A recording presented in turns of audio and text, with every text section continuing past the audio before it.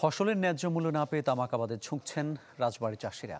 বলছেন অন্য ফসলের চেয়ে তামাকে লাভ বেশি, ঝুঁকিও নেই। তবে এতে খাদ্য নিরাপত্তা হুমকিতে পড়ার আশঙ্কা সংশ্লিষ্টদের। রাজবাড়ী গোয়ালন্দ উপজেলার দৌলতদিয়া ইউনিয়নের কৃষক আজাদ শেখ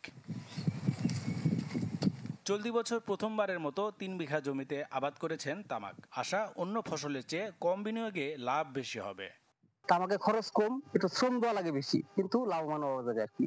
200 টাকা কেজি তামাক, 1 কেজি তামাকে এক মণ তামাকের দাম হলো 8,000 টাকা। আমাদের ধারণা দিচ্ছে মোটামুটি 200 টাকা কেজি আমাদের দাম পাবো। তাতে মোটামুটি আমাদের লাভজনক একটা ফসল। অন্যান্য ফসল এরকম নির্ধারিত কোনো রেট নাই।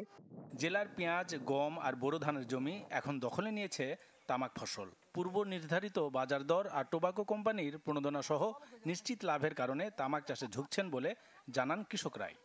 অন্যান্য ফসলের চেয়ে এই তামাকটা রেট পাওয়া যায় ভালো, বা নির্ধারিত একটা রেট দিয়ে দেয় আগে, এবছর এতটা রেট দেবে। আগে পেঁয়াজ, রসুন, গম এই সমস্ত ক্ষেত করতাম, তা সেই ক্ষেত মানে উন্নত হয় না, পয়সা কম হয়, লস যায়।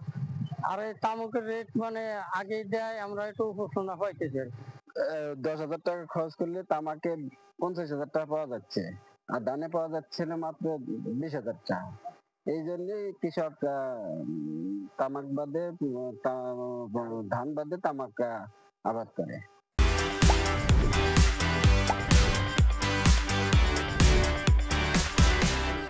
যদিও তামাক চাষ বন্ধে কৃষকদের বোঝানো হচ্ছে বলে দাবি কৃষি কর্মকর্তাদের।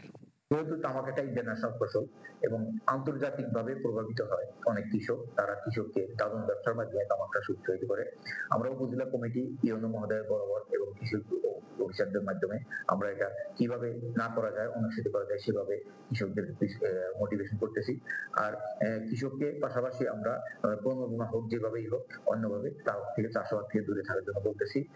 কৃষি সম্প্রসারণ অধিদপ্তরের তথ্য মতে এবার জেলায় 30 হেক্টর জমিতে আবাদ হয়েছে তামাক। তবে বেসরকারি হিসাবে এই পরিমাণ আরও বেশি। Desk report, channel 24।